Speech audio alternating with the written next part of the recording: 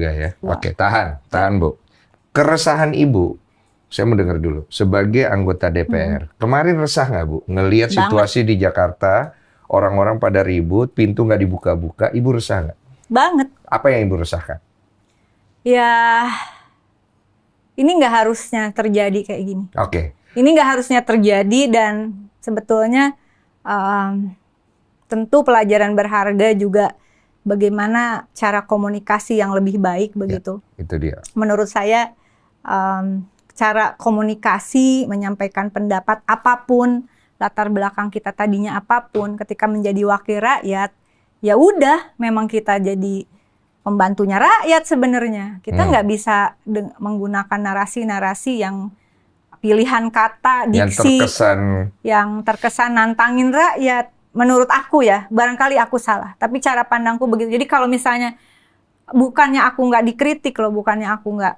Ya memang pasti akan dikritik, nggak mungkin dan enggak menurut gitu. aku kalau dikritik berarti memang rakyat kasih atensi ke kita. Betul. Kalau yang nggak dapat kritik kan berarti mungkin rakyat juga lupa atau nggak tahu apakah dia wakil rakyat atau bukan. Betul, gitu. karena kan untuk berkembang dan tumbuh, kritik itu harus ada. Pada saat Ibu, waktu ketika mengenakan seragam pejabat gitu kan, dan pada saat menjadi ya Ibu Oneng, kan pasti beda dong. Beda dong, bahasanya beda, bagaimana bersikapnya juga beda. Itu Ibu udah pikirkan kan dari awal? Waktu pertama masuk, tahun 2009. Jadi kalau ditanya apa sih motivasiku jadi DPR gitu ya, karena saya berasal dari keluarga yang tidak mampu.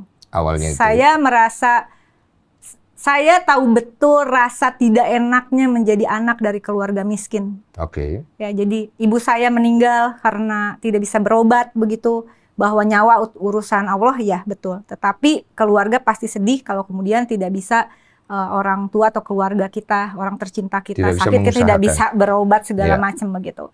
Nah, jujur motivasi personal saya adalah saya merasa kalau di negara lain tidak ada orang miskin ditolak dari rumah sakit, kenapa di Indonesia tidak bisa?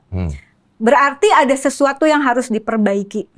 Jadi kalau ada yang mengatakan musuh besar bangsa ini kemiskinan dan kebodohan, sebenarnya kalau boleh saya tambahkan, musuh besarnya itu bukan kemiskinan dan kebodohan, tapi pemiskinan dan pembodohan. Yang dilakukan. Pemiskinan dan pembodohan itu terstruktur, dan itu sistem yang harus dibenahi.